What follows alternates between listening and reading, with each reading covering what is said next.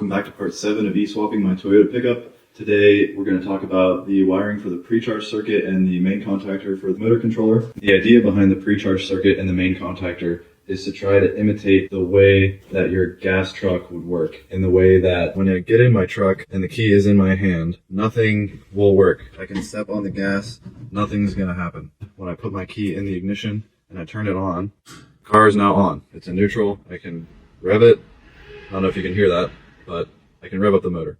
I take the key out, the main contactor is disconnected, the voltages are falling. And the way you accomplish this is by going to the fuse box and finding a circuit that is on when you turn your car on. I think I chose the radio circuit for mine. So basically, this contactor is like a light switch for the truck. And it's a light switch that is off when 0 volts is applied to it and on when 12 volts is applied to it. So I turn the key, and since this is tied into the radio circuit in the fuse box, the main contactor turns on, which completes this whole circuit, and now the car is on. But there's an important thing to consider with the controller when you first turn the car on. A lot of the older controllers have very large capacitor banks in them. I'm going to grossly oversimplify this, but a capacitor is an energy storage component, and they can be found in most consumer electronics. But essentially what you need to know for this is that when there is 0 charge across the capacitor bank, i.e. before you start the truck up, uncharged capacitor is like a solid copper wire conductor with no resistance whatsoever. And then once the capacitor bank is fully charged, it acts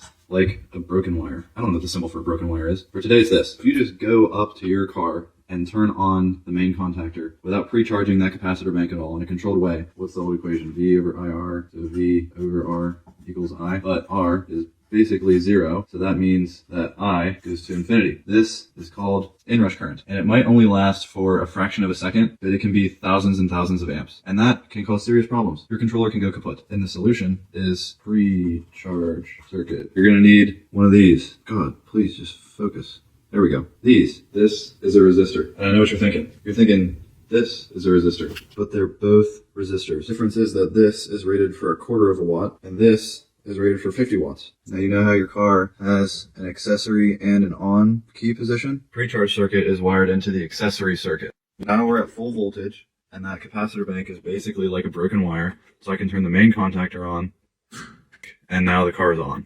I've done a lot of yapping, but these two circuits are what it boils down to. One is a precharge circuit wired into an existing accessory circuit. Just needs to be on for a second or two before we close the main contactor. The second is the main contactor circuit, which turns the car on. That needs to be wired into a circuit that's on when the car is on, i.e. radio, engine on, something like that. That gets wired to my little makeshift contactor here that will have 2 big posts. One will go to B+ on the traction pack, the other will go to B+ on the controller bus bar. Just like this.